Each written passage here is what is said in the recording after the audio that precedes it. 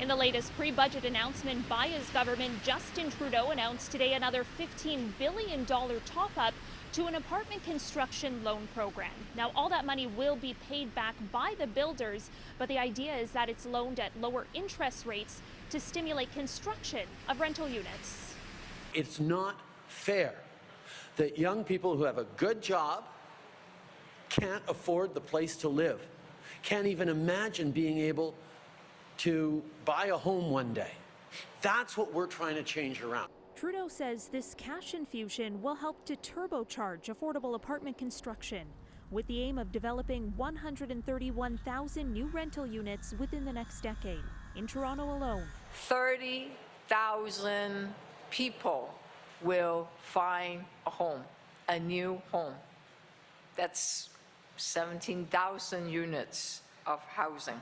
Eric Lombardi with Toronto's pro-housing movement says renters desperate to find a place to live have limited options to choose from.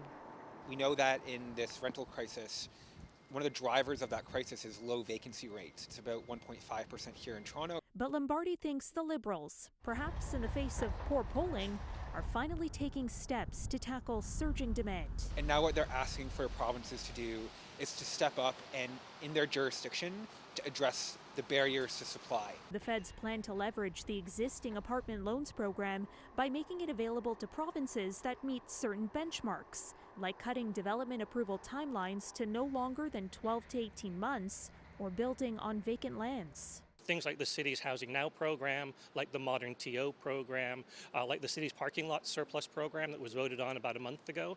All of those now provide opportunities for the City of Toronto to leverage these federal funds. Housing advocate Mark Richardson says this all aligns with the city's own targets, but $15 billion more dollars won't go far when spread out all across the country. The city set a target to create 65,000 rent-controlled homes by the end of 2030.